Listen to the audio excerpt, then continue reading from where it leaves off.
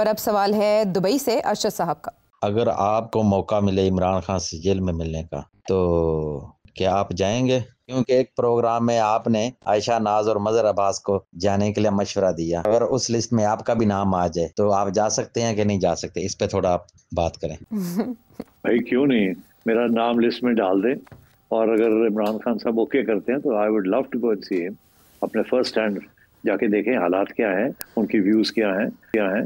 इससे बेहतर क्या हो सकता है एक जर्नलिस्ट के लिए। I would love to do that. और मैं ऑनेस्टली आपको बताऊं, मजहर अब्बास साहब जेन्युइनली बहुत ज़बरदस्त जर्नलिस्ट हैं, इंडिपेंडेंट जर्नलिस्ट है। वो अपनी राय जो है वो किसी से इन्फ्लुएंस नहीं होंगे। अगर उनको मौका मिल गया वहां जाने का और देखने का तो he will give you a very good report, I am sure of it. लेकिन आपकी रजामंदी के बाद उम्मीद है कि कभी ना कभी आपका नाम आ जाएगा और हमारे बजाय आप ही विजिट कर रहे होंगे। I would love to go. हाँ, खूब गुजरेगी जो मिल बैठेंगे दीवाने दो के मुस्ताक। बड़ा अरसा हो गया आपकी मुलाकात हुई इमरान खान साहब से, इसी बहाने हो जाएगी, फिर जेल के ऊपर आपका तबसरा भी छपेगा। आपको एक बड़ी इंटरेस्टिंग बात बताऊं जी, कहानी, जाके उस पे एंड कर दें आप जी। वो ये कि जब खान साहब इधर थे, जमान पार्क में थे, बिफोर ही वाज अरेस्टेड, तो मुझे फवाद चौधरी साहब का पैगाम आया कि आप मिलना चाहेंगे कि नहीं मिलना चाहेंगे इमरान खान को। अच्छा, ये आज मैं आपको बता रहा हूँ। हाँ। तो मैंने फवाद से कहा क्यों नहीं, मैं मिलना चाहूंगा। तो उन्होंने कहा अच्छा चलो मैं फिर इंतजाम करता हूँ। अच्छा। तो मैं देखता हूँ कि खान साहब, उसके बाद पैगाम आया कि खान साहब वांट्स, वो कहते हैं हाँ ठीक है मिल लें। अच्छा। मैं भी मिलना चाहूंगा। मगर हुआ ये कि पीटीआई के कुछ लोग हैं जो कि जैसे कहते हैं ना more loyal than the king, उन्होंने सूंघ ली ये बात और उन्होंने ट्वीट करने शुरू कर दिया कि सेठी बेग कर रहा है कि मैं इमरान खान को मिलूं और इमरान रजामंद नहीं है। तो सेठी जो है वो मिन्नतें कर रहा है। ओह। तो फिर मैंने कहा कि यार रहने दो, फिर अगर तुसी इस तरह करना है, मैंने कोई मिन्नत की तो आपकी तरफ से मुझे आई थी कि आप मिलना चाहेंगे कि नहीं, तो मैंने कहा हाँ। तो आप ये पीटीआई वाले फिर शुरू हो गए हैं, इनको जो मौका मिलता है वो किसी चीज को चलने नहीं देते और कोई ना कोई कंस्पिरेसी थ्योरी उसमें डाल देते। तो then I said to Fawad, ऐसा यार रहने दो, मैं ਅਸੀਂ गंदे ही चंगे, ऐसी दूर बैठे चंगे हैं। चले, माजी में फवाद चौधरी साहब थे, अब तो राजा साहब है, सलमान अकरम राजा साहब, वो तो करवा सकते हैं इंतजाम, नाम आपका। वो बेचारे खुद नहीं मुलाकात कर सकते तो मेरी कितने कराएंगे। चले, बहरहाल ये आइडिया कर देते हैं फ्लोट कि कभी ना कभी तो सेठी साहब की हो जाएगी मुलाकात। पाकिस्तान तहरीक इंसाफ के लिए ऐसे दिन कब आएंगे ये देखते हैं, वक्त पर मुनसर है। आपके बहुत से सवालात, जिनमें सबसे पहले एक ऐसे व्यूअर जिन्होंने अपना नाम नहीं बताया लेकिन सवाल बड़े काम का। मेरा आपसे बेनजीर इनकम सपोर्ट प्रोग्राम के ऊपर एक क्वेश्चन है। मेरी राय में इसके दो नुकसान हैं। एक नुकसान तो ये है कि बहुत सारे लोग जो काम करने के काबिल हैं, उनको जब ये फ्री में सपोर्ट मिलती है तो वो काम करने नहीं चाहते। दूसरी ये है कि बहुत सारी सियासी पार्टियां जो है वो अपना वोट बैंक बढ़ाने के लिए इस प्रोग्राम को भी यूज करते हैं। आप जरा इसके ऊपर थोड़ा सा रोशनी डालिएगा कि क्या ये प्रोग्राम वाकई जो हमारी पब्लिक है उसके लिए कोई फायदेमंद है या कि सिर्फ ये हमदर्दियां समेटने और खामखा जो हमारी पब्लिक है उसको बेकार करने के लिए इस्तेमाल होता है। जी मेहरबानी। अर्ज ये है जी कि ये जो प्रोग्राम है इसके पीछे जो फलसफा है कि डायरेक्ट कैश ग्रांट देनी चाहिए लोगों को, उनकी जो गुर्बत है उसको दूर करने के लिए या उनकी सहूलत के लिए। और ये दुनिया में अब तस्लीम कर लिया है कि ये एक बहुत अच्छा तरीका है कि पॉवर्टी एलिविएशन के लिए, कि वो लोग जो एक दिन की रोटी भी नहीं खा सकते और जिनके जो हालात हैं बहुत ख़राब हैं और कोई रास्ता नहीं है, एम्प्लॉयमेंट मिलती नहीं है उनको, और तो उनके हालात बेहतर करने के लिए डायरेक्ट कैश ट्रांसफर्स, ये शुरू तो बेनज़ीर इनकम सपोर्ट से हुआ, मगर अब दुनिया ने इस मॉडल को एक्सेप्ट कर लिया और मौक़िफ़ ये है कि इनफैक्ट ज़्यादा होना चाहिए, ज़्यादा पैसे देने चाहिए। हाँ, इसका आप समझे कि एक किस्म की इंश्योरेंस है, एक किस्म की जैसे नेशनल हेल्थ सर्विस है यूके में कि आपको हेल्थ फ्री मिलती है, तो एक किस्म का अगर आप हेल्थ फ्री ना हो तो आपको पैसे देने पड़े अपनी हेल्थ के लिए। तो पाकिस्तान के अंदर तो ये पॉसिबल नहीं है। वो हेल्थ कार्ड वार्ड बनाने की कोशिश की, वो नहीं चला, उससे बड़ी घपले हो गए। तो मगर ये एक ऐसी चीज़ है कि आपकी जेब में पैसे आ जाते हैं, फिर आप जैसे मर्जी खर्च करें।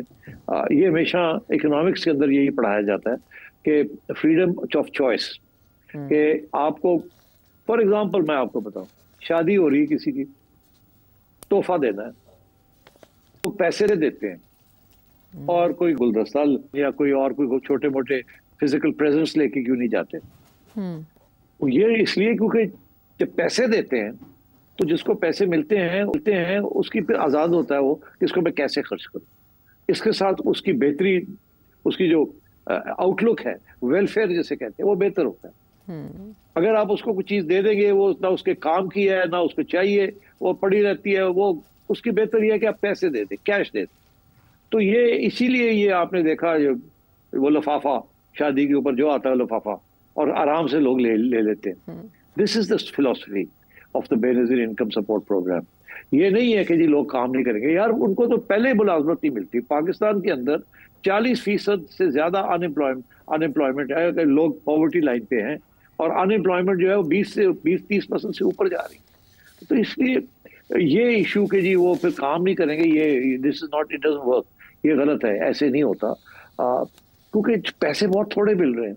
एक दूसरा ये कि ये खवातीन के लिए हैं ताकि वो फैमिली चला सके अपनी, ताकि घर के अंदर वो चूल्हे जल सके, और ये छोटा सा अमाउंट है। जो फलसफा है वो तो ये है कि और ज्यादा होना चाहिए ये सपोर्ट प्रोग्राम, क्योंकि और कोई तरीका नहीं है उनके लिए, स्पेशली वुमेन, क्योंकि वो काम घर में करती हैं, और इसलिए उनको कोई थोड़ी बहुत स्पेंडिंग मनी मिल जाती है जो कि शायद उनका बंदा जो है वो नहीं लेके ला रहा उसके, और पूरे खर्चे पूरे नहीं हो रहे, और थोड़ी सी औरतों के मजबूत हो जाती है उनकी आउटलुक, ताकि 4 पैसे उनको मिल जाते हैं। सो आई थिंक आपका ये जो खौफ है कि या फक्र है कि शायद ये मिसयूज हो रहा है, ये सही नहीं है। दूसरी बात ये कि आपका ये कहना कि जी शायद वो सियासी तौर पे अपने सपोर्टर्स को देते हैं, एक्चुअली ये पूरे सर्वे करके, और इसमें काफ़ी साइंटिफिक बेसिस बनाया गया है बेनज़ीर इनकम सपोर्ट प्रोग्राम का, कि ये सियासी तौर पे इसको इस्तेमाल ना किया जाए, अक्रॉस द बोर्ड जहाँ जहाँ गुर्बत है, जिन जिन इलाकों में है, वहाँ टारगेट किया जाए। और ज़रूरी नहीं है कि वो किसी एक सियासी जमात का गाड़ा है या किसी और सियासी जमात का गाड़ा है। तो इसके ऊपर भी बड़ी रिसर्च हुई है और बड़ी कोशिश की गई है कि इसको न्यूट्रल रखा जाए, सियासी ना रखा जाए। तो इसलिए आई थिंक आपके दोनों ऑब्जेक्शंस जो हैं वो फैक्चुअली स्पीकिंग वो सही नहीं है। फैक्चुअली ये है कि ये पॉलिटिकली जिस हद तक न्यूट्रल हो सकता है ये न्यूट्रल है, पहली बात। दिस इज नॉट बायस्ड इस एक पार्टी के हक में या दूसरी पार्टी के हक में। और दूसरा ये है कि ये बेहतर तरीका है टू जो गरीब लोग हैं उनकी थोड़ी मदद करने के लिए।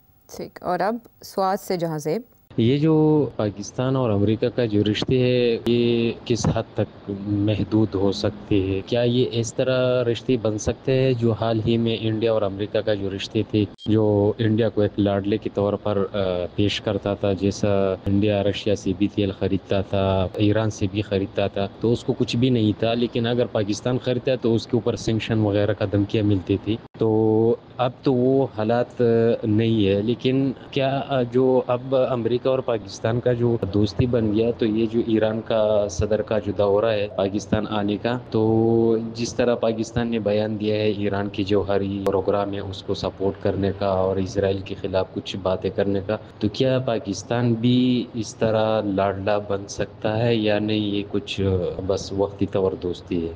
जी, ये वक्ती तौर पे दोस्ती है। पाकिस्तान अमेरिका का लाडला नहीं बन सकता, क्योंकि लॉन्ग टर्म में पाकिस्तान के पास कुछ नहीं है जो अमेरिका को दे। अमेरिका के शॉर्ट टर्म इंटरेस्ट हैं। अमेरिका इस एरिया से चला गया है। आपको पता है पाकिस्तान लाडला था अमेरिका का, कितने साल, कितने दिहाइयाँ रहा, क्योंकि वहाँ उस वक्त ज़रूरत थी उनको पाकिस्तान की। अब उनको ज़रूरत नहीं है पाकिस्तान की।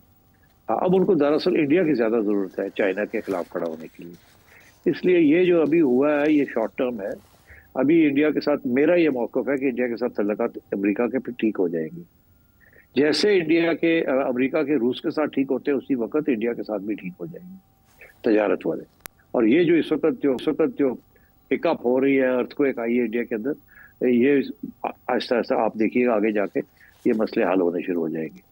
बिकॉज अमेरिका का लॉन्ग टर्म दुश्मन जो है वो चाइना है, और लॉन्ग टर्म फ्रेंड जो है जो चाइना के खिलाफ है वो इंडिया है। ये नरेंद्र मोदी का चाइना जाना, इससे कोई फर्क नहीं पड़ता कि जी वो उधर जा रहा है वो इधर जा रहा है। नो, लॉन्ग टर्म में China is the threat to America and the western world. और सब कुछ जो कुछ हो रहा है इस वक्त ये टेम्पररी है। लॉन्ग टर्म इंटरेस्ट जो है वो वही है कि चाइना के खिलाफ महाज बनाया जाए, और उस महाज के अंदर India is the only country इस रीजन के अंदर जो रोल अदा कर सकता है। अभी भी आपने देखा इंडिया ने बड़ी चालाकी की है अपना इशारा करने के लिए कि हम अब पुराने एजेंडे के ऊपर कायम हैं। अभी ये चले गए थे ऑस्ट्रेलिया के अंदर मिलिट्री ड्रिल्स करने, और ये ऑस्ट्रेलिया वहाँ उन्हीं का हिस्सा है क्वाड का। तो आजकल क्वाड जो थोड़ा नीचे हुआ है, ये वापस इसकी अहमियत बन सकती है और बनेगी। इंडिया बेसिकली अपने लेवरेजिंग थोड़ी ज्यादा कर रहा है कि ज्यादा इंडिया अमेरिका बुली ना करे, मगर इंडिया के इंटरेस्ट जो है वो अमेरिका के साथ ज्यादा है अब, और किसी मुल्क के साथ नहीं है। वो रशिया वाले इंटरेस्ट अब खत्म होते जा रहे हैं। रशिया तो अब third largest fourth largest power भी नहीं है। तो अब बेसिकली ये जो जंग हो रही है उसके अंदर इंडिया को साइड लेनी पड़ेगी और न्यूट्रल रहना बड़ा मुश्किल हो जाएगा उसके लिए।